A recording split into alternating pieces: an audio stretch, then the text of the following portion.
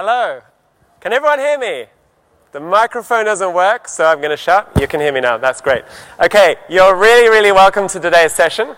As you see, if you do want to take a selfie with Mark, you're very welcome to, and you'll have stage spotlight to help you do that. I'm really pleased that you all came here today. Today's session is all about content. Now, who in the room is passionate about content marketing? Just put your hands up. All of you, exactly. That's why you came here. So thanks very much for coming to our session. We have a brilliant session lined up with some amazing speakers for you. Just to quickly introduce myself, I'm Nick Hall, and I'm the founder of the Digital Tourism Think Tank. And we're working with destinations all over Europe and quite a few in other parts of the world as well. And we are always talking to destinations about transformation, about the digital trends which are disrupting how they work. And of course, content is one of the biggest shifts that have happened in digital marketing over the last couple of years.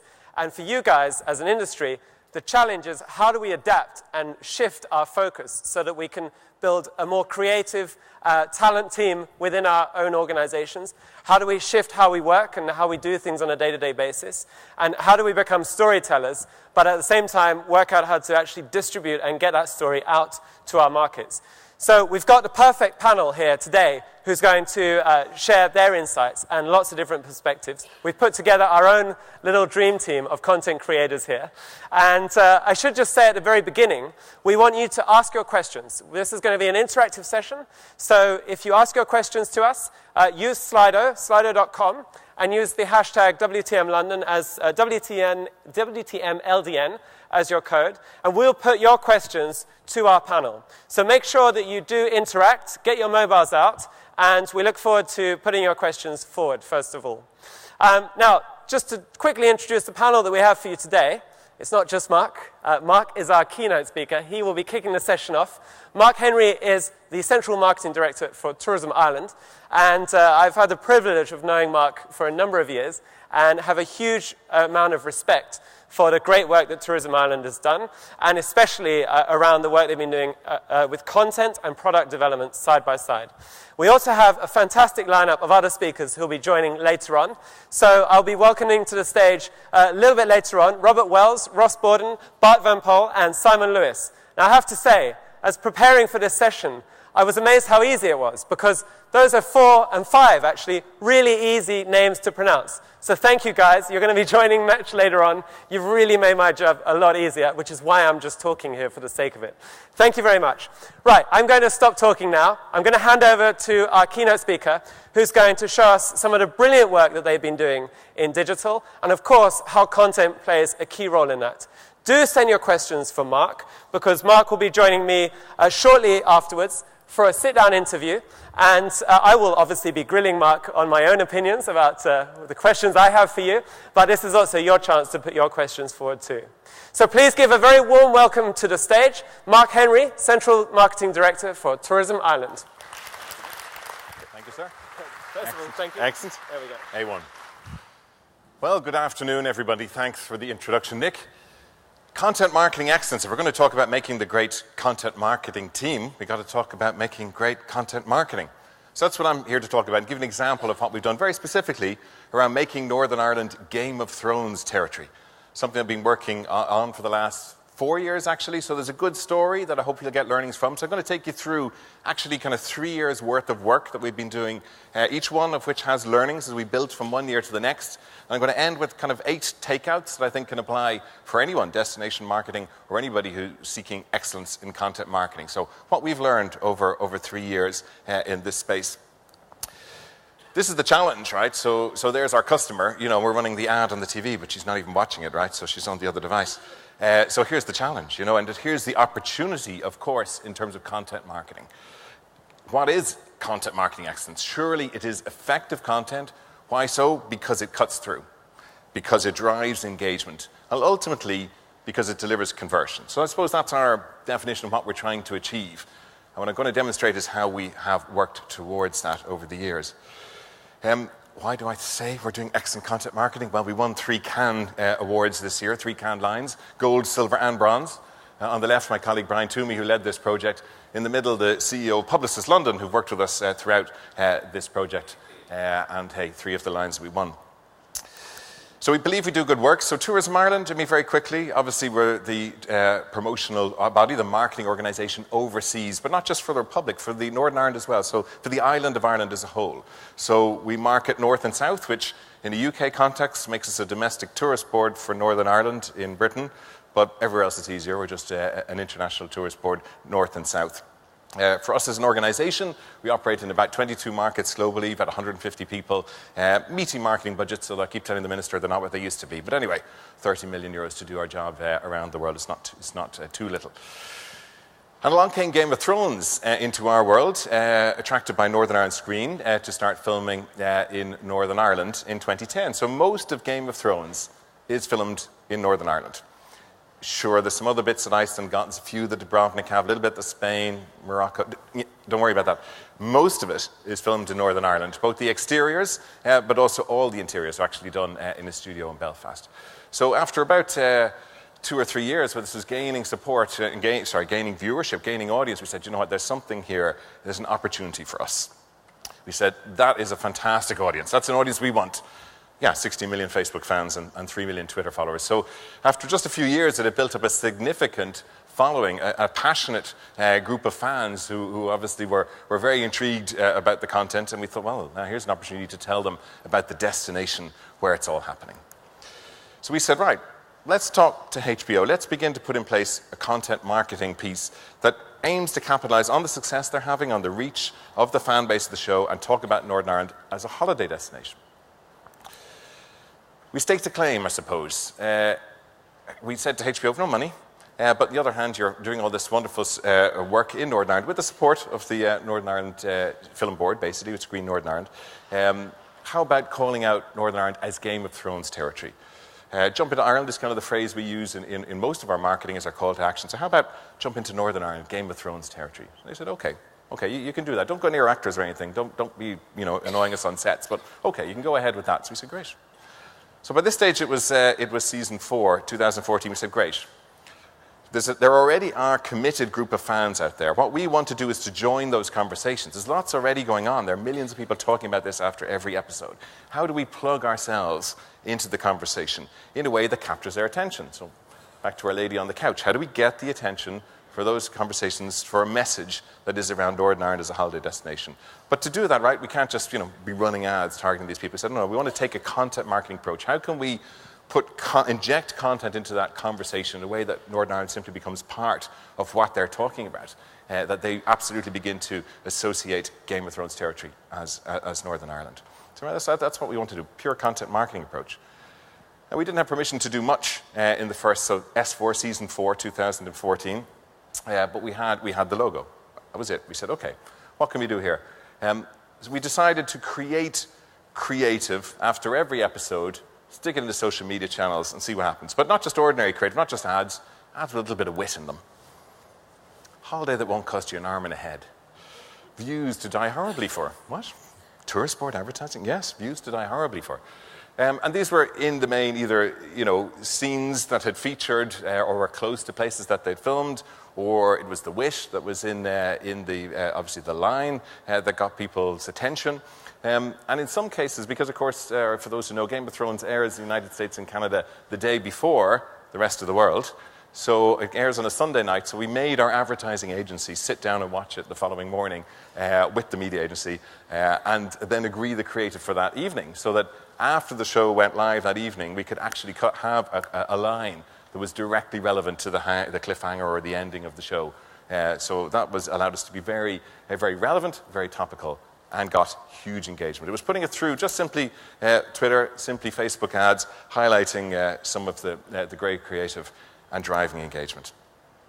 And it worked. I mean, just some of the consumer reaction. Game of Thrones, seriously, made me plan a vacation to Ireland. Just booked a Game of Thrones tour in Northern Ireland for the weekend. Shut up and take my money. Great. So great reaction online. People engaged with it, they shared it. It was clearly getting attention.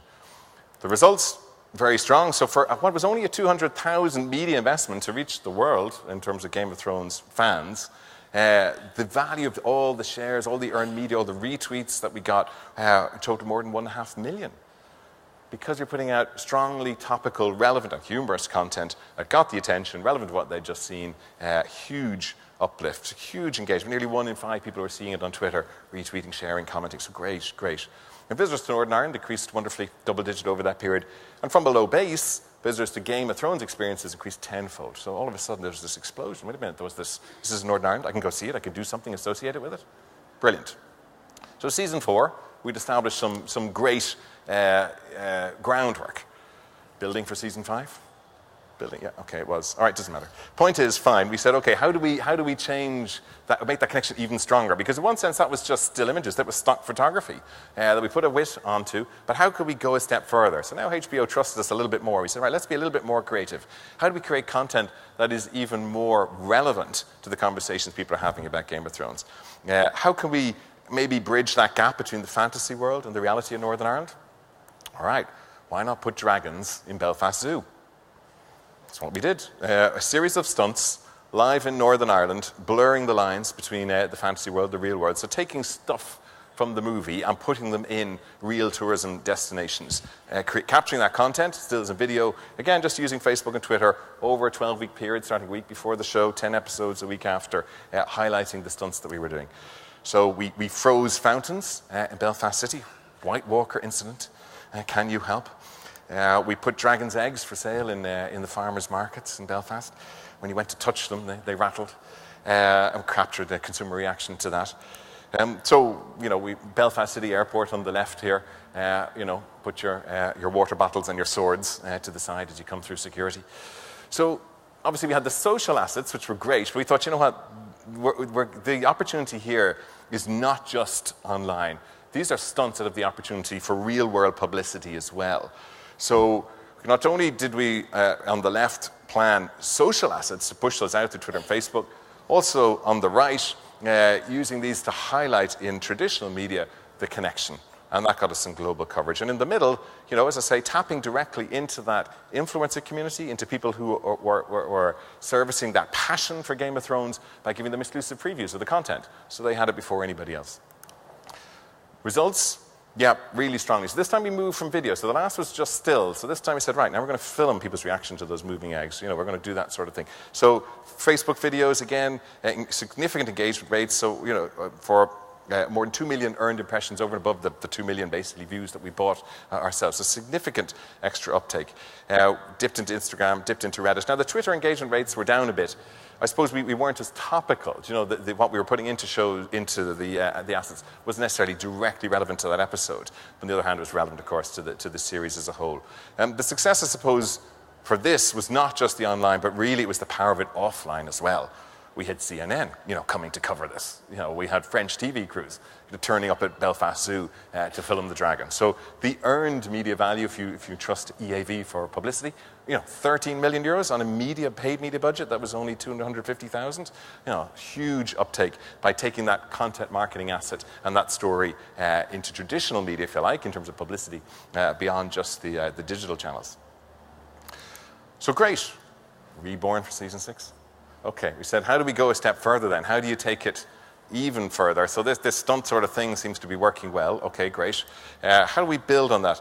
And maybe how do we go a step further? Because at this point, the media was already beginning to talk about the end of Game of Thrones. It's only going to have 8 seasons. So, okay, how do we try to create a more lasting legacy?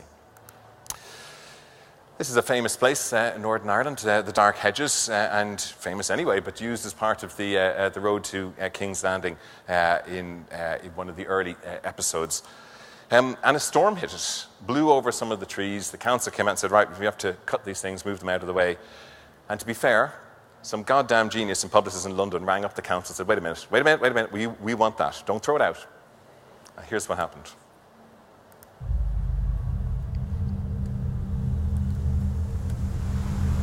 More than 5,000 homes have been left without power tonight. Storm Gertrude hits Northern Ireland. Heavy winds of up to 130 kilometers per hour. In January 2016, the Game of Thrones filming location and 400-year-old tourist attraction The Dark Hedges was hit hard by Storm Gertrude. Amidst the devastation, one thing remained: wood, and lots of it.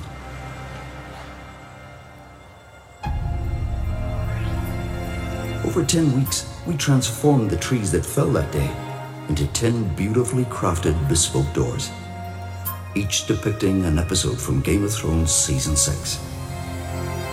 World-class illustrators and craftsmen interpreted the storylines of each new episode and carved it into that historic timbre.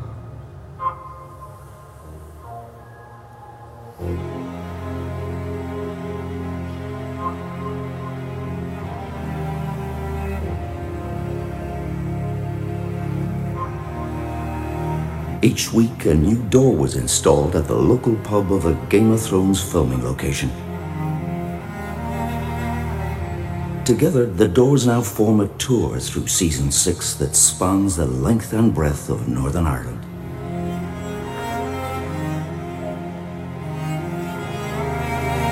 As each new door was unveiled, the story grew.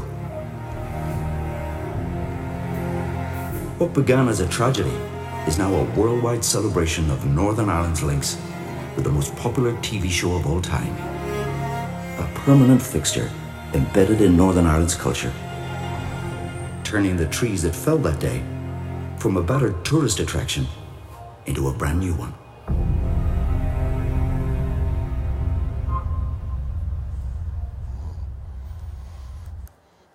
Doors of Thrones. So 10 doors, as it says, each one representing a different episode. Now we're a little bit to some of the topicality that we had from our first campaign, 2014, because after each episode, we could obviously roll out the door. HBO trusting us at this point to even tell us some of the key storylines so we could ensure they were actually represented in the door for that episode. So every week, a new unfolding, as it says, somewhere in a relevant film location, somewhere around Northern Ireland. So the content we created were, again, short films, very short, 20, 30 seconds, again, designed for social media, and the stills that told the story each week and that showed the theme relevant to that episode, carved into a door that people could actually go and see. Now, we did wonder whether after 10 weeks people might actually get bored of this idea and whether it had the staying power or not. We weren't 100% sure. So we did look at some other ideas as well, or we did actually execute some other ideas as well. This with the help of the Ulster Museum Landscape with Sheep, real painting, 1883. We decided to update it just a little bit, hung it back up where it was with sheep and dragon attached. So we did a few things like this as well, just in case. We thought people might be bored by the doors idea, but quite the contrary. It took off hugely. So we had, again, the social assets that were distributed every week around the show. Again, influencer outreach, sending this to the most positive bloggers, again, giving them first take on that week's episode, etc. And again, the PR activity around this worked extremely well. So 3 different means of essentially of distributing it, and huge results. Again, significant amounts of earned reach. Again, Facebook videos getting huge engagement, Twitter, etc. But I suppose just to highlight the last point, again, by feeding this out to the, of course, growing numbers of bloggers and online communities that were discussing Game of Thrones, got us huge reach. So for all of €1,300 that it costs us to prepare and have somebody send out all the content in advance, our estimate is about a 56 million consumer reach by feeding that content through the various blogs, etc., and 1.5 million engagements with that in turn. So significant power of social influencers, and again, that publicity thing grew again hugely. So this was a newsworthy story. I suppose this time we were designing it to be newsworthy. But what we didn't appreciate was we actually ended up with the tourism trail. We hadn't actually planned really to have product. I mean, the idea was to put these doors up, and then we said at the end, okay, well, maybe we'll take them back down. But there is no way anybody was going to let us take that door back out of their premises, because people were turning up to get their photograph with it. People were doing a trail, such that our colleagues in the Northern Ireland Tourist Board created this little booklet, so people go round and stamp each one as they went and collect all 10 stamps. And people are tweeting about doing that, about going around literally all of Northern Ireland to collect all 10 stamps. So we ended up with a tourism asset. So our content marketing, our advertising asset that we created is itself now a tourism attraction, and people are coming to see it. And hence we won the 3 Cannes Awards for that. But is it generating visits? Is it actually, getting people to come to Northern Ireland to try to sit on that throne? Well, I mean, the answer is that it is. In fact, it's become a bit of a story globally in terms of that. We found it hard, though, to assess. So our colleagues in Tourism Northern Ireland commissioned a study, and they went out to some of the visitor attractions and had an independent survey done there. The researchers said conservatively there are at least 55,000 people over the course of the year that are coming to Northern Ireland just because, specifically to do Game of Thrones activity, contributing at least £80 million to the economy. And they said the word conservative is their own estimate, so this is our best estimate based on the work that we've done. But when they went to sites like that featured there and they asked people, are you here? 43% of all the people who come to those particular sites, those tourism attractions that are featured in the film, said, I'm actually here because I saw it in Game of Thrones. So I've made it part of my holiday because of Game of Thrones. So they may not have had the holiday in the first place because of the series. That was the 55,000. But it was absolutely significantly directing people, the things that people were planning to do as part of their holiday as a result of the campaign. So, significant impact. So if we go back to our lady here, our potential customer on the couch, of course she's not watching that, she's watching that, of course. And of course that's not what she has on the iPad, of course that's what she has on the iPad. But I suppose the point is, if we said, well, is this effective content? Yes, it is. Is it driving cut-through? Unquestionably. Is it driving engagement? Yes. And does it ultimately deliver conversion? We have the evidence that it does. Now, we won 3 Cannes Awards this year for this campaign that happened last year. Of course, some of you Game of Thrones fans are going, well, of course, and then there was season 7.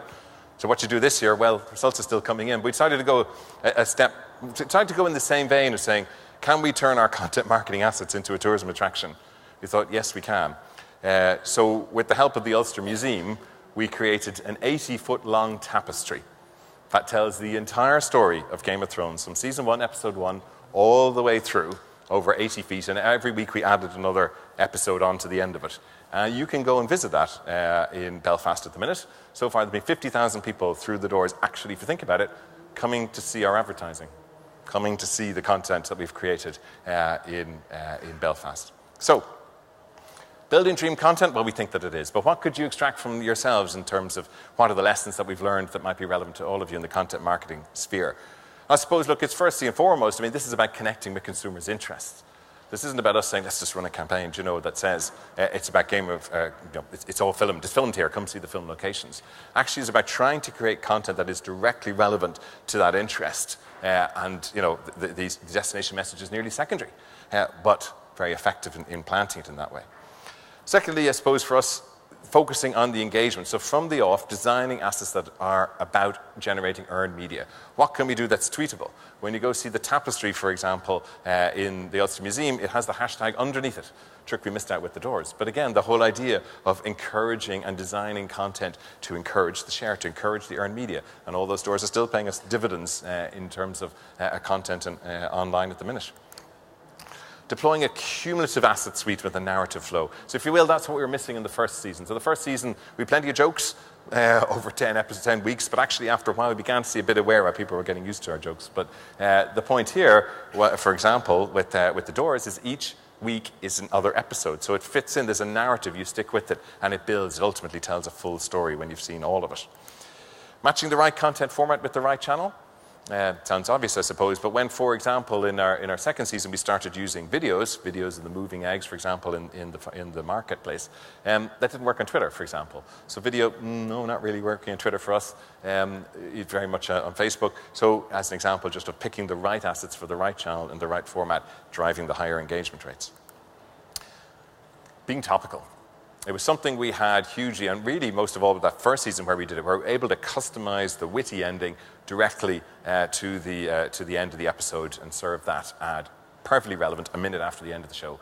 It did upset some people who watched it on delayed viewing, but we didn't actually give away the ending, but still, But look, the point of being relevant, unveiling a door that's directly relevant to the episode they've just seen, again, it's so relevant, so topical, it drives that conversation. You're hitting it at the right moment. Sixth, I suppose, leveraging the power of community. So, looking beyond ourselves, thinking not just about, Tourism Ireland or Tourism Ireland issuing a press release, but how can we, for example, give exclusivity to all those bloggers out there who are looking for something new to say about Game of Thrones, the day the episode's going to air, what can we give them? So being able to give them that and to be able to think about how we engage that community. You saw some of the reach we got for no money. Thinking real-world opportunities, I suppose, as well as digital. Of course, that was a shift we moved from the first campaign into the second, saying, do you know what? People are talking about this campaign online, it's great, but how can we make it a real-world thing? How can we make it like doors that people actually want to go and see? How can we turn it into something that exists beyond our paid media budget has run out, but it's still there, and it's still generating earned media for us? And last but not least, I suppose, linking with purchasable product, because at the end of the day, of course, you want people to buy something. At the end of the day, we want people to visit Northern Ireland. So between the tapestry that we did this year and the Door of Thrones has actually a legacy. It's actually something, it's a tourism attraction that's been created from felled trees that people can come and see and experience. So a content marketing campaign that has resulted in product that people can actually come and purchase, if you will, in that sense.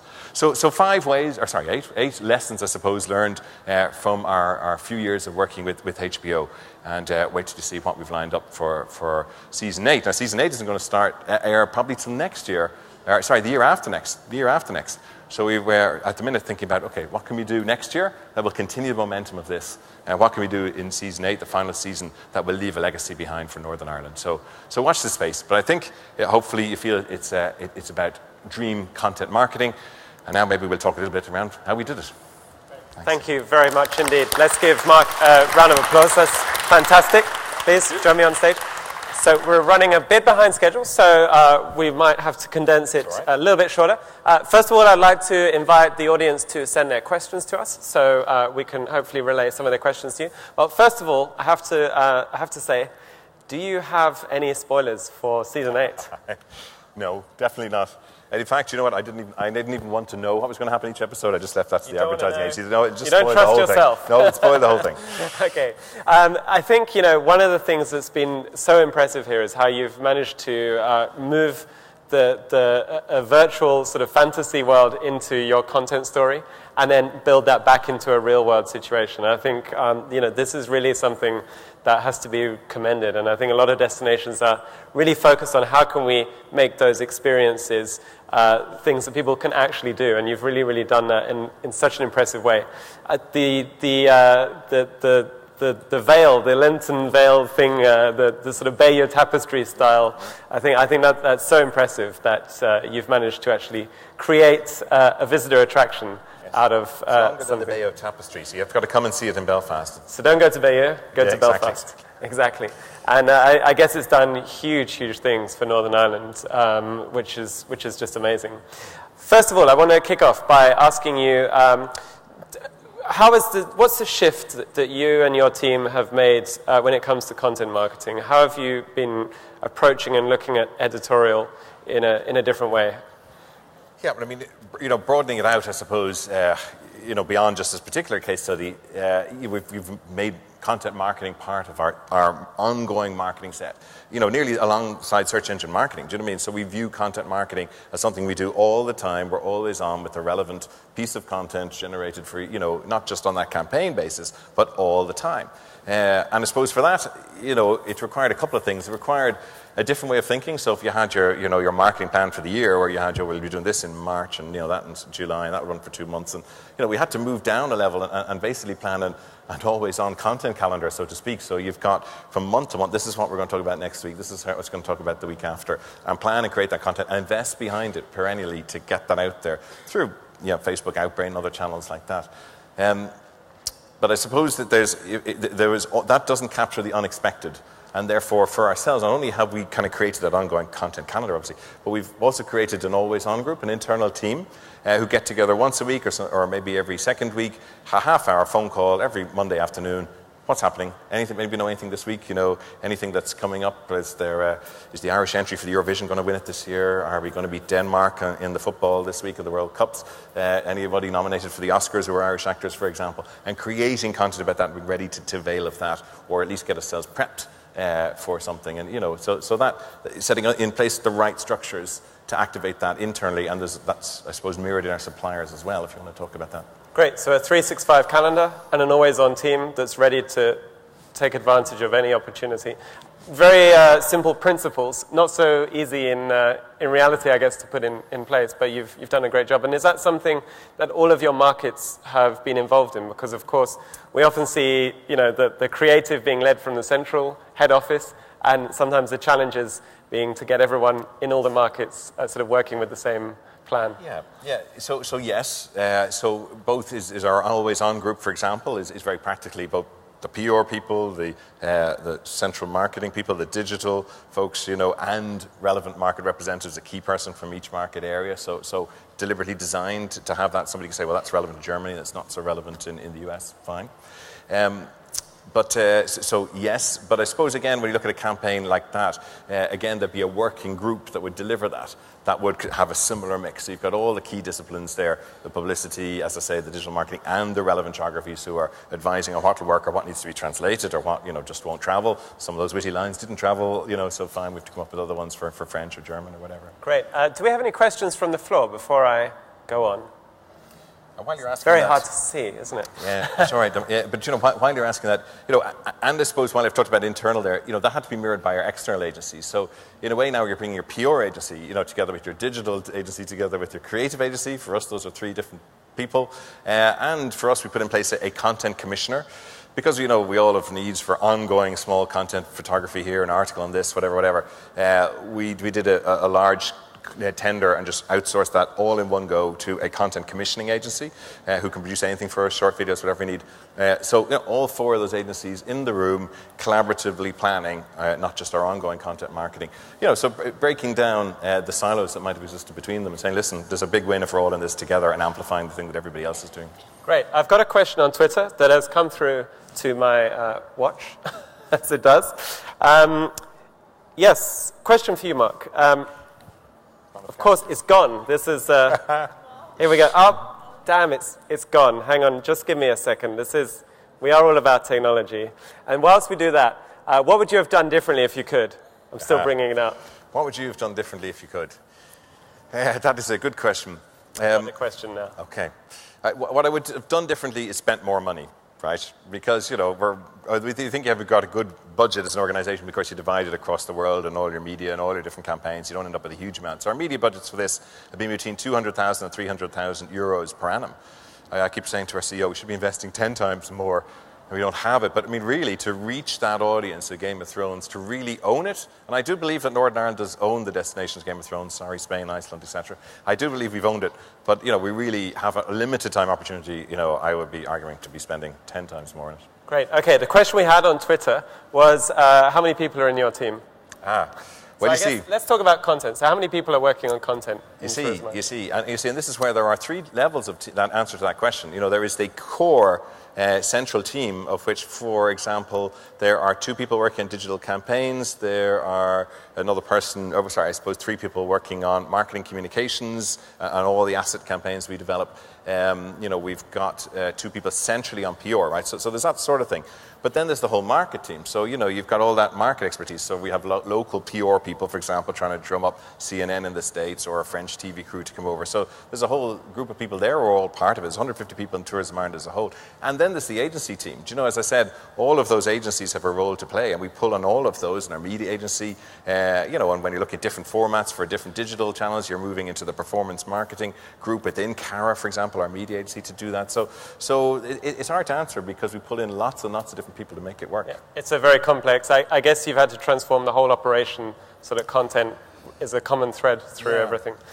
We've got a great question here, which I think is one that I've seen asked a lot, which is that split between production and distribution. And I know, because I do know these things, that you have a very clear answer on that. You have a formula, a model that you work by. When we try to keep to. So, look, in the main for content marketing, roughly speaking, our ratio is 4:1, roughly. So in other words, we spend 4 times the media as we will on the production, roughly.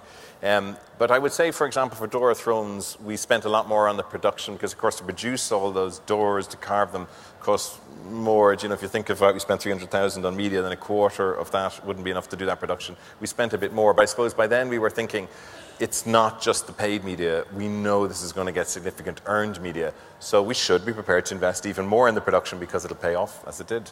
So. Great. We've got another question, which I think is an interesting question, which is, are you able to differentiate the natural success of Game of Thrones and the work that you've done at Tourism Ireland with the Game of Thrones? I guess can be quite challenging. Yeah, it is a tricky one, specifically. I do think if you go, why are people coming to Game of Thrones, coming to Northern Ireland at all for Game of Thrones? So because they've either seen some of our marketing or they've read that on an article, they've researched it, and we are talking to all those people, as in we're generating the publicity around that, and we are generating the bloggers talking about that. So in truth, I do think we can claim a lot of credit for that.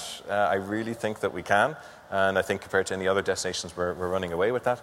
But look, I think there's some new technology, for example, some of the stuff that Facebook are able to do in terms of, tagging campaigns and then later relating it to logins in the destination. Some of what they're potentially doing there is very interesting. We'd like to explore some of that in the next season. Great. Just tell us a little bit about that split between internal and external work. As a closing note, how do you kind of balance what you do yourselves and what you outsource? Yeah, it's a lot more work in a way, which for relatively slim paid media, expenditures, but on the other hand, the earned media is what we're focused on. The digital earned media, the word of mouth that's generating. And in fact, we put a value on that. And then also, as I say, that like traditional, EAV or AEV that you're generating from your press. So from that perspective, it's worth it because, the impact of it is significant. I mean, I think I've talked to a lot of it here, maybe just except for those last two. Like HBO, our partner in this, I mean, we couldn't have done this without HBO's permission. And I mean, that's all in truth they've given us. I mean, there's no actors in any of this. There's no actual production stuff. They won't really let us near that quite yet. But that's fine. We were still able to do an awful lot with it. But it's accessing the audience that they've invested in building up. But, I think that is an opportunity that tourist boards have. That is an opportunity, for example, you will see us exploiting strongly with Star Wars, The Last Jedi, filmed in lots of Ireland. That's where Luke Skywalker can be found. He was at the end of The Force Awakens, and with the new film opening in just 6 weeks' time, again, we're working with Lucasfilm and Disney to see what we can do just to highlight that fact. Again, publicity, generating word of mouth around that. They're obviously investing millions in building up fantastic audiences. There are opportunities for destinations to leverage that without a huge amount of investment, but it's about, in that example, leveraging the audience through great content that delivers standout, that is respectful of their intellectual property, and that adds value to the point where you have HBO actually saying to us, we can't wait to see what you've got for us this year. I mean, really, they're actually excited by what we're doing. They're thrilled to see us winning awards. So it's a testament to their work. I think that's great to have that trust and that relationship with the production companies and really see the opportunity to leverage that over multiple seasons. So brilliant work. Please thank Mark Henry for joining us. Let's give him a round of applause. You're going to leave the stage. I'll sit down here. I have invited a dream content team to now share their perspectives with you because, of course, what you've seen here is the top-level strategy. I would say the benchmark for what all destinations should be aiming to do if they were to look at everything as the bigger picture. But now we're going to drill right down to the creators and people working maybe more hands-on with the content on a day-to-day basis, producing it, sourcing it, and working with content in interesting ways. So please let me invite to the stage our panel of speakers. Each are going to give a 7-minute introduction telling you about the work that they're doing. We have Robert Wells from Evaneos. Please come to the stage. Ross Borden from Matador Network. We have Bart Van Poel from Spotted by Locals. And we have Simon Lewis from Travel Concept Solutions. Now, 4 individuals who are hugely respected in their own fields, and they have lots to share with you. So I'm going to start off with our first speaker, Robert Wells, who's going to tell us about your journey into content at Evaneos. So please give a warm welcome to Robert. Thank you. This one, Yeah. Hi, so thank you for coming by. It's going to be tough for me to top Game of Thrones, and while we don't have a budget of 32 million, I'm going to tell you how we did it for a startup. So firstly, I'll tell you who we are. I'm representing Evaneos. I'm the marketing manager there, and I'm going to tell you a bit about how we work on communicating local stories authentically. So to introduce you to the company and who we are exactly, so here you'll see what we do. We're connecting travelers with local travel agents, or DMCs, destination management companies. So far, our network, it spans 1,200 local agencies around for 160 destinations worldwide. And how our model works, it's essentially like a B&B platform. So we're connecting the traveler with the local agent directly. And the reason this is disrupting in a way is because it's missing out the agency and the tour operator, which we traditionally see. So they're going directly to the local agent and they're tailoring a trip with the local agent to have a tailor-made experience with fairer prices because more money is staying in the local economy. And that I'll show you here. So to give you an idea, the £100 you see there spent with a traditional local tour operator, typically £10 to £40 of that stays in the local economy. And what we're trying to do, we're trying to empower the local economy, and typically we see £73 stays in that local economy.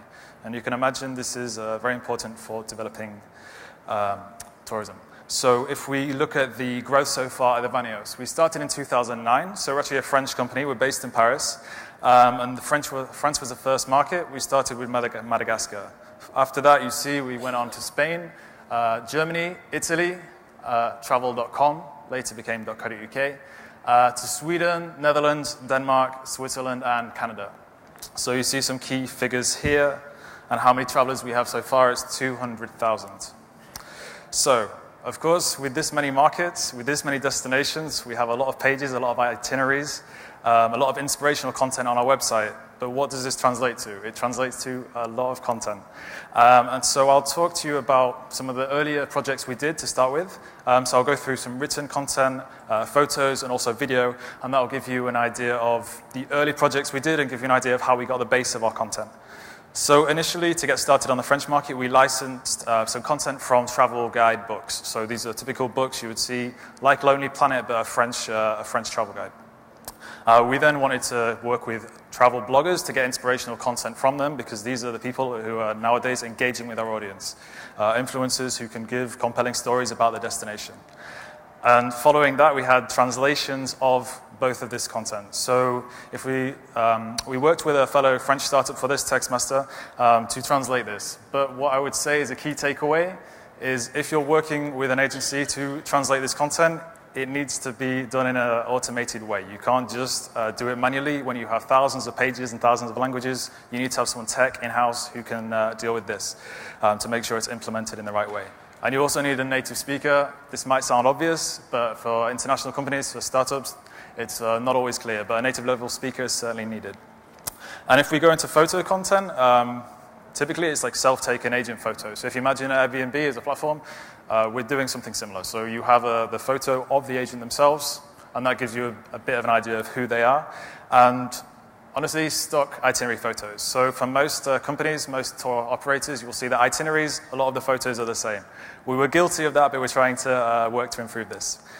In terms of video content, well, I would say it's quite expensive to do properly, especially when you have a certain language you have to speak in. We have 11 markets, 160 destinations. But what we do want to do, we want to show at least some insights of the destination, and we're aware our shopfront is the homepage, for example, so we want to have some glossy videos. And the investment you put in these videos, it's not just the result is going to be on the homepage. It's also something you can use in ads, in travel fairs, for example. On our stand here, we have some videos which were created in destination. So if we move on to more projects we're working on now. So we were having a bit of a rebrand recently that's launched about a month ago. So what we're trying to do, we're trying to put the agent at the forefront of everything. And the biggest challenge for us was how do we get 1,200 photos which are of high quality of our agents? And the short answer is, it's not really possible. If you imagine, take yourself back to school photos. You have 1,200 people trying to get in one room in one day to have the perfect photo. We don't have this luxury because we have 1,200 agents that are spread around the world. We can't get them together. So what we decided to do, in line with this rebrand, was to have sketches of them. We already have a photo of them, so we could consider this part design, but it's also part content, because it allows us to paint an image of who the agents actually are. In the bottom right-hand corner, you'll see a sketch of our agent, and this is Veronica, one of our local agents for Costa Rica, one of the agents which has grown with the platform, and we worked with an agency to take the photos she provided with us, and we turn it into a sketch. So you see that there. So we use those on our agency pages to introduce you to who the agency is, get an idea of who they are, so you read about her, and it's agent-generated content. We also get a story about she's a mother in Costa Rica. What can she advise of the families which are coming to Costa Rica? What do they need to know? If we go on to written content, a challenge for us, we already have the kind of generic travel guide, inspirational stuff, but how can we get non-generic text which give real insight from our local agents, real tips which you won't find in the guidebooks? So this is where we interview our agents. This can be via just written text, so it can be in the form of a document, in the form of a Skype call, or a telephone call. And what we're going to do, we're going to record that, transcribe it, make it SEO friendly, which is key for our pages, and also make it native. So if there are some, obviously our agents, they're not all fluent speakers, and then are going to make occasional mistakes. So we have to adjust these occasionally. And where we use that, it's on our websites. So that's our destination pages, which are the key pages for us. It's on our agent pages. So as I mentioned with Veronica, our agent in Costa Rica, how does she introduce our agent? What does she have to say about Costa Rica? Which are the key parts of the country which you might not know about? Is there a key question from the UK audience specifically or from the German audience specifically that she could answer? So that's something we did there, and we have a blog coming soon to help show these authentic stories also from our agents. I'm thinking that's coming up to the end of my 7 minutes, roughly, so we'll leave it there. But hopefully from this, you have an idea of some key takeaways from a startup, how we did it to start with, and what we're doing now. We have a bit more of a budget with some key projects. Great. Thank you very much. So thank you very much for sharing that with us. I think you'll agree that's quite interesting to see how you're using content to actually ensure that your product has that kind of authentic tie-in and that it really, really kind of delivers through in what you say. So I definitely have some questions for you about how you're working with your local agents to actually create a really authentic image for everyone else. So thank you very much for sharing that.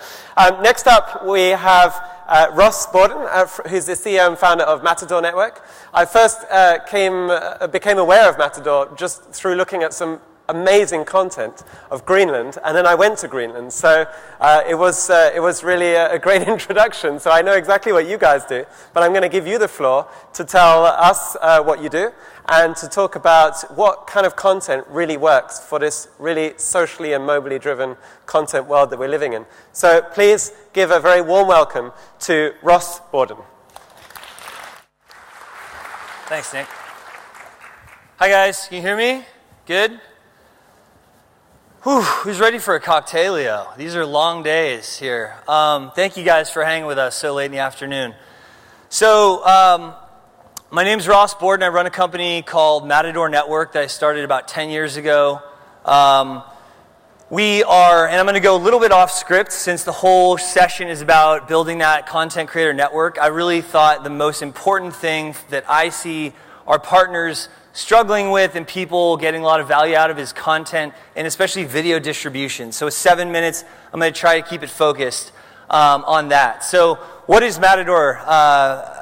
No, it's not a website about bullfighting. It's just a brand that we've built. I get that question a lot, especially Spanish speakers, like, el nombre, ¿por qué Matador? It's just a brand that we've built over the last 10 years. We are actually the #1 travel publisher for Gen X and millennials. So we've built one of the biggest audiences in travel publishing on the internet. And basically at a high level, if you can think of us, if Nat Geo and BuzzFeed made a love child, you would have Matador Network. So we've created a way to package awesome travel content, make it super shareable. And there's a bigger place that we're doing that on video. So in terms of partnerships, we work with a lot of people here, a lot of DMOs from countries, states, and cities from all over the world, including Mark's amazing team and his agency partners, Tourism Ireland on Game of Thrones stuff. And then the other side of our business is working with large brands, also on branded content, especially on video. So we are pretty obsessed with content and video in general. So what I wanted to talk about is sort of our 5 rules as a company for next year for video, and specifically looking at distribution. So first, some not so fun facts. These might be kind of shocking. As most of you probably know, Facebook considers anything at 3 seconds or more to be a view. In 2017, from the figures that I could find, the average length of a Facebook video was 3:48, 3 minutes and 48 seconds, which I think is shockingly long for the average. The number 3 is when the reality hits. So the average view time on videos from Facebook pages this year was only 10 seconds. So that's roughly 4% of that average, which is pretty brutal if you think about it. So the first thing is No high fives for low quality views. I know when we get a lot of views on these channels, especially on Facebook, it looks great up there. But if you dive into the actual data and you think, all right, how many people all made it all the way to the end of my video, the reality can be pretty brutal. So how can we combat these things? One is that we've started doing this about a year ago now. We try to put the brand that we're working with right in the first 3 seconds of the video. No matter how you slice it, people on Facebook especially are extremely distracted, and so you're going to get a lot of low quality views. Now, it's impossible to do a video where everyone's hitting even 50% or 75% of the video. So you can see, the status bar is only a couple seconds into this video. We're already getting Arctic Europe, Monterey, California is another example. Put your brand front and center in the first couple seconds. It's not going to affect how well the video does. People aren't going to be like, oh, this is branded content, I'm out of here. If the content's great, it's going to do well. And so make sure that even on those 3-second views, you get a good impression of your brand to everyone who's seeing it. The second thing, and this is, I put like a Debbie Downer smiley face because I was bummed about this, but the numbers don't lie. I'm one of those people who still likes to turn when I watch a really video I'm into. I still like to turn in and get the full landscape. Most people are not like me. I'm the minority, unfortunately. So a while ago, probably about a year and a half ago, we started doing most of our videos specifically for social as square videos. You can see that you're giving up a lot of real estate if you keep that portrait format in a vertical phone. So we found on social, like this elephant video, 24,000 likes, 3,000 comments, 17.5 million views. A lot of our videos are getting crazy engagement like that. All of them are now square. Obviously, you can use the same format for the videos that you put on Instagram as well. But it was kind of sad for me. I prefer the landscape, but it's really just the smart thing to do. The videos that are square just perform better all across the board every single time. The other thing, and this goes beyond just video, is that with the dominance of smartphones, I think we as marketers and we as website owners or content creators, we're tempted to sit down in our chair at that big, whether it's a laptop or a big iMac or whatever, and look at our website and look at everything that we're doing on social. That might be a comfortable thing that we do, but it's really not a good thing that we do because I know it's hard to read, but this is basically PC computers versus iOS and Android. You can see the usage is even more dramatic than this graph. So everything that you do, whether it's on social, watching your videos, things that you want people to do on your website, I would highly, highly, highly encourage you to do and test all of those things on your phone, almost exclusively. It's great if it looks great on desktop, but just remember, very few people are going to be doing those things on desktop compared to the amount of people doing them on a smartphone. So everything that you do, that you test, a video that you see, how you guys look on social, always try it on your phone because that's what really matters. And it will increasingly matter. So we made up this name called supervids because they're super, they kick ass on social, but a super in the production world is text overlay over video. We employed this with the Tourism Ireland campaign and many other ones that we're doing right now. Text overlay, you guys see these on Facebook. I can't stress enough how well this works. We do short form videos with text overlay. People on Facebook can watch it on mute. It also, even if they have volume, that first text overlay, that first super will grab their interest because they read it. And I honestly think it's like a new way that humans download information on the internet, is watching video with text overlay. You can't beat it right now. You can see this short form video that we did just for editorial, 395,000 likes, 139,000 shares, 73.4 million views, and this thing's still flying every day, getting hammered with new views and traffic. So really, and then my last thing is related to that. It's really, really difficult to have someone, especially on Facebook, watch a long video. And when I say long, it could be 2 minutes, it could be 4 minutes.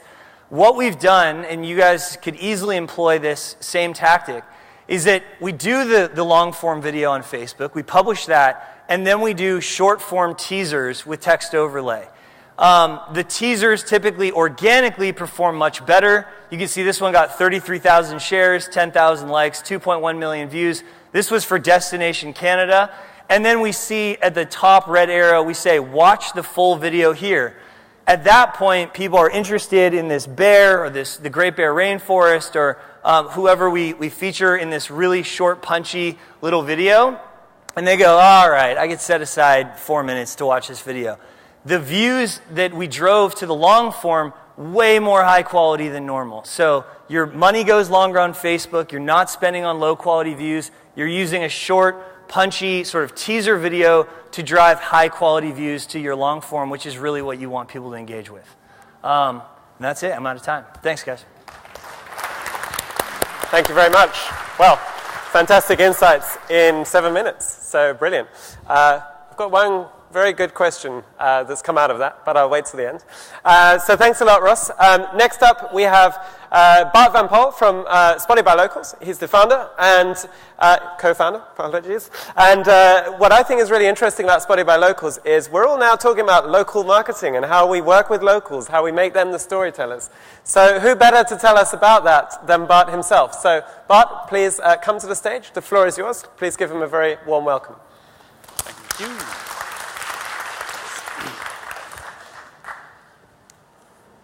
So let me start with a confession. Most city travelers travel to visit historic highlights like this, and I don't. Actually, I'm not very into them. And when I get into tourist crowds like this, I get really paranoid. Fortunately, my wife, Sanne, also co-founder of Spotted by Locals, she shares my phobia and my addiction for travel. This is her during her honeymoon in Senegal, a local wrestling match. And these are the type of experiences, spots that we seek out. We love cities. So when we travel to cities, it was always difficult to find experiences like this. It was usually luck that brought us into these kinds of situations. So to make a long story short, this is why we started Spotted by Locals, a network of blogs and also apps by locals who write about their favorite cities, spots.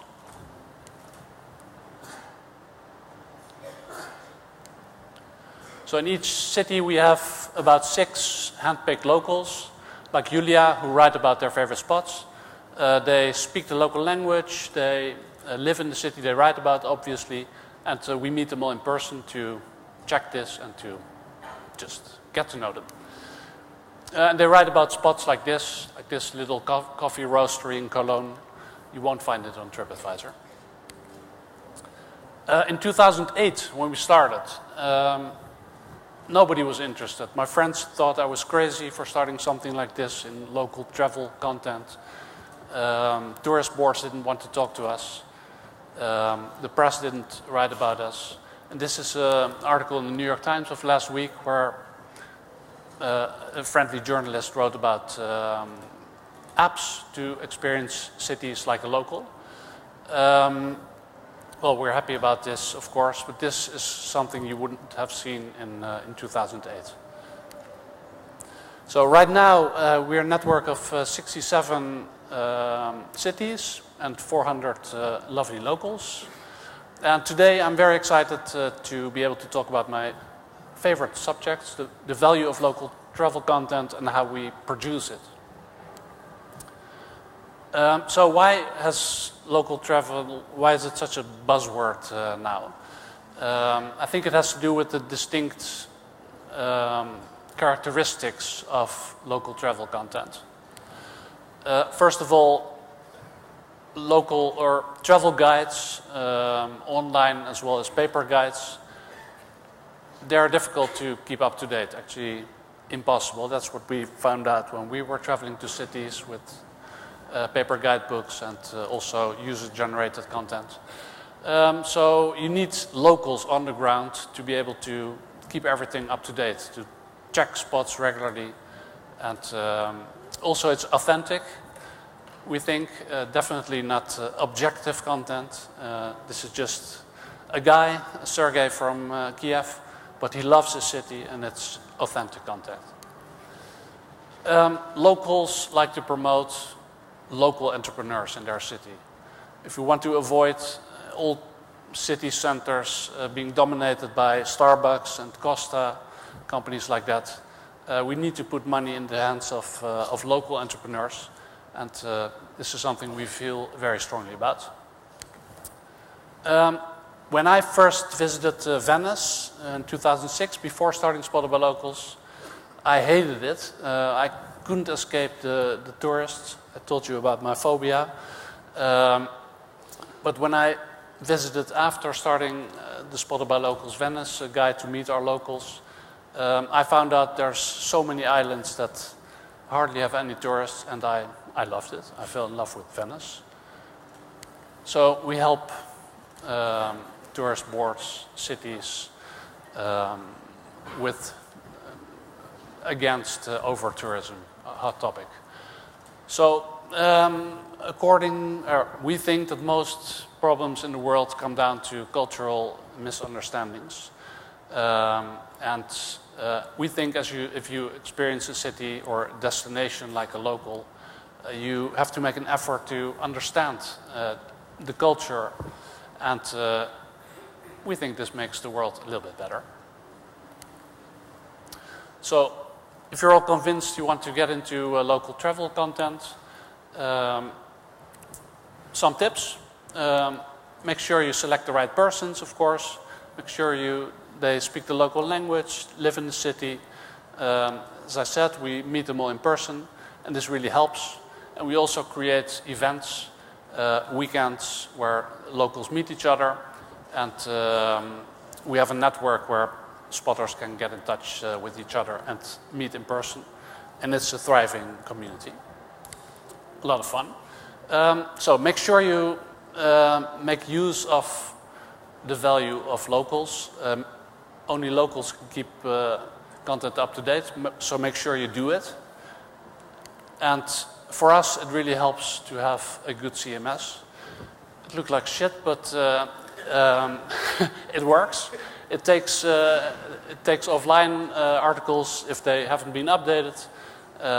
It sends out reminders, and we built it ourselves because there was nothing on the market like it.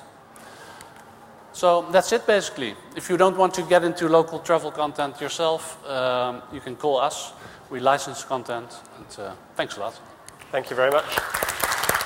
So, of course, I have lots of questions for you, but we don't have time. So please send your questions through slido.com, #WTMLDN, and we'll put the questions right at the end. But next up, someone I've known for a long time, Simon Lewis, my Liverpudlian Greek South African ami. Thank you very much for joining. Now, Simon is the king of the road trip content creation, and he's going to tell you all about how he does that. So the floor is yours. Yeah, that's quite an introduction. I was born in Liverpool, but I'm now officially a Scouse African. I spend a lot of time in Greece, I spend a lot of time in South Africa, but we also work in South America as well. So I'm the founder of TCS, which is a marketing agency. We work with brands and destinations around the world. And we didn't start as a content creation agency, but that's kind of what we've morphed into. So I'm going to talk to you about creating a digital road trip. How we see digital road trips is kind of like an evolution of a press trip. Lots of DMOs are used to entertaining the press, and they take them on road trips, etc. They take them on to destinations, they take them on road trips, and they know how to entertain the press. Then we had the blogger trip. Slightly different model, but again, you know, we looked at how DMOs were treating bloggers, and it was like, you know, what a lot of the complaints that we found out from bloggers after the trips was we didn't have time to create the content. We didn't need to sit around for 3-hour lunches. We wanted to be out there shooting destinations, seeing the sunrises, seeing the sunsets, and actually creating content. So we came up with this concept. Okay, Why road trips? Everybody loves road trips. Lots of destinations, people Google road trip to Spain, road trip to South Africa, things like that. Okay, fantastic for storytelling. You've got lots of time. You know, we do 10-day road trips, we've done 4-day road trips, we've done 15-day road trips. Lots of time, freedom to create. We like to drive ourselves. Okay, don't give us a tour guide, just give us a car. We'll do the rest. We'll make sure that we hit all the right destinations and get all the content along the way. And also, your ideas might change. You might have a concept for a road trip. Your client might have asked you to create a certain type of content, but if you're doing a road trip, you're in a car together, you've got lots of time to create the ideas as well. Our productions, that's exactly what we do. We create productions. We don't just go on jolly road trips. We're there, we're making sure we create all the right content to the right places. When we work with brands and destinations, the team is very important. You know, some brands and destinations, they want written content, they want Instagram content, they want video content, they want written content. We do it all, okay? Logistics, we handle that as well. The activities, okay? We are always at the destinations or the brands to suggest the activities they want us to do, and we create that. And also the partnerships to promote the content afterwards. We handle the sort of, you know, if we're on the road creating content, we will also reach out to other brands and other sort of businesses who might be interested in the content as well. Okay? I've only got 7 minutes, so this is a very short version of what we do. I'm going to show you a video of a recent trip we did to Costa Brava, Spain. Now, some people who don't like golf, don't get scared about the Gulf Costa Brava there. Well, our mission on this trip was a 10-day road trip of Spain to create cool content for a golf destination. If you Google golf destinations, golf content is not very good, so we used our experience in working with influencers and content creators to create something a little bit different. And I haven't got very long, so I'm going to ask everybody to start booing when they don't like this video, because it isn't very short. It was a hero piece for Costa Brava Tourism. It's 2 minutes, so let's see how we go.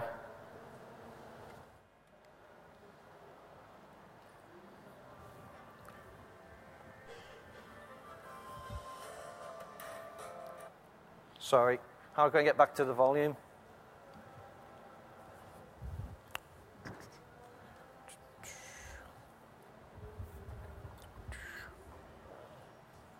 Don't start booing just yet. Got to plug the cable in.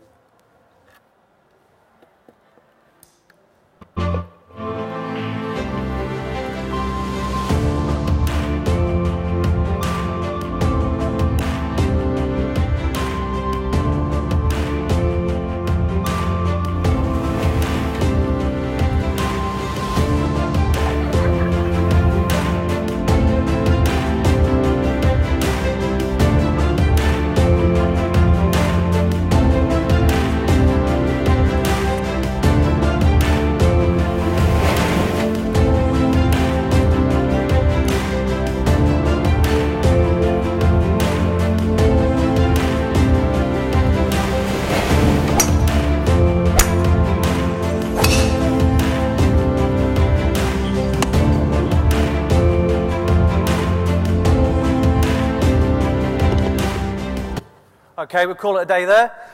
Didn't get any boos. Did everybody like that? The idea of the project was to create a golf video that people would watch for the end if they didn't even play golf. We wanted to show the travel, golf, and lifestyle of Costa Brava. Thank you very much. Thank you very much, Simon. And apologies for cutting you short there. But you know where you can see the full-length video, right? So there you go. Well, look, you've all shown really great things, so we're going to go straight to the questions. I'm going to actually put 3 questions out, and then I'm going to dive into these, and I'll leave you guys to think about those.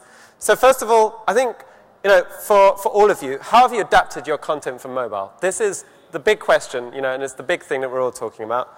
I've got a question about locals. So how do you really get your locals to be your ambassadors? And how do you actually leverage that? And I think the last question I have is, how do you maximize the content of one single story and really, really exploit that? So hope those are good questions. Think about those. And we're just going to go straight to the questions that you guys have sent. So a question for Ross. Quality video content production is expensive. Organic distribution is tough. Clickbait is rampant. What is the future of travel content? It's a pretty straightforward question, really small question. There's a lot there. I could address the 4 questions within this question. I'd say, yeah, quality video content is expensive. If you have no budget or a tiny budget, don't hire a Matador or someone like us. Go and find people on Vimeo who are young, talented filmmakers from where your own destination. I bet there are some there. It's unbelievable the talent that we've found on Vimeo as we build our in-house filmmaker team. And it's an exciting time to be a content creator. So there are people with some editing skills and a drone, and they can produce really amazing content for very inexpensively. The only catch is that they're not going to have distribution, so you're going to have to figure that out second. Organic distribution is tough. I mean, hopefully some of those things I talked about will help that. Clickbait, yeah, is rampant. I don't really know if that's a question. And then the future of travel content, I think, I don't know, that's a little big for this discussion, but hopefully that helps. I mean, I think that another thing that you want to do, even if you have a tiny budget, in terms of distribution, if you can test a bunch of different audiences and see what's performing, and then go from there. Have your attention, please. Thank you for visiting. She's very nice, but she's interrupting. 2017. The exhibition. We're going to continue. Closed. It's not completely closed. Sorry, but we're having a good discussion here. So let's have a look. On the Costa Brava video, was the target audience millennial golfers? The featured people seem different to what they would imagine. That's a really good question, actually. We actually, that was part of the concept. We actually didn't want to include geeky golfers. We sort of wanted to create content that showed a destination differently through the niche of golf, rather than just to, geeky golf content. So, yeah, one of them was me, so I'm not a millennial. But we wanted to show that, golf is a cool sport. So you really tried to, craft that in how you told that story. Yeah, that was part of the project that we wanted to do it a little bit differently, yes. Okay, quick question for Bart, as we can see here.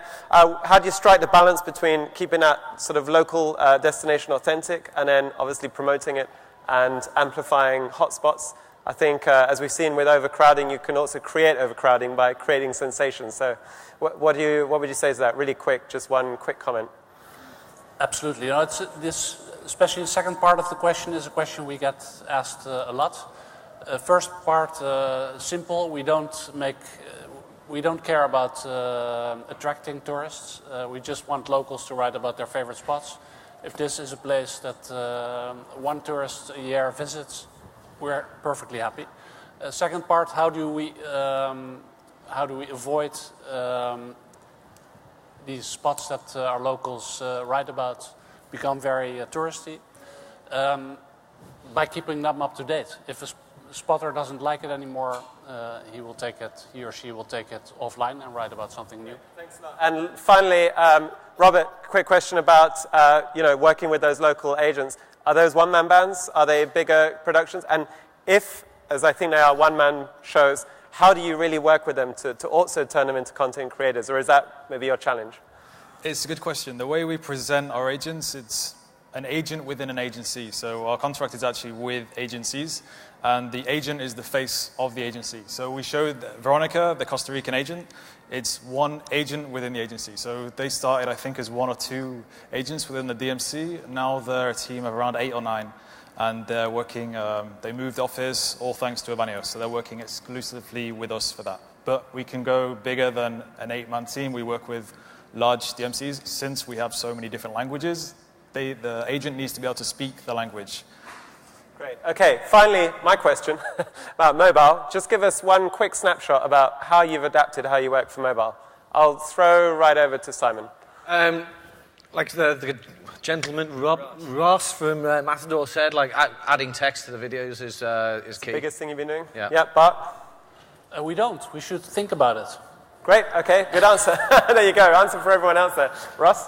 I'd say, yeah, square format and text overlay. That's the biggest thing for you. I have to say, I would say short form too. I have a follow-up question on that, which do you think social and mobile have wrecked quality content, or does long form just live in a different space where it can be appreciated? Well, I think going back to what is the future, if it's a little more narrow, what's the future of video content? I think it's super short form and then super long form. So a lot of the projects we're excited about for next year, We're doing a bunch of really short form, i.e. 45 seconds or less, and they're all promoting something that's 10 or even 20 minutes long to get really immersed. So I'm sure people are still going to do 2 and 3 and 4 minute videos, but I think if you can do really short form and promote a really nice long form piece, that's the best of both worlds. Great. We've got a generic slide, which is get the hell out of here. Robert, last word for you. What's mobile done for your business? It's planned, basically. So what Ross spoke about with the text or narrative over video, it's also what we're looking to go into. So we're happy to use the videos which exist, but to give a local's perspective using the content which we generate through agent interviews. Great. So everyone's in that change process. It's a learning curve, and we have to experiment. So I think Ross really hit the nail on the head there when he said, you know, you have to test, and see what works and build that. Guys, thank you very much for joining us. Let's give them a round of applause. Thank all of you for staying until 6:05, and they'll be around to answer any questions you have, if they're allowed. Thanks a lot.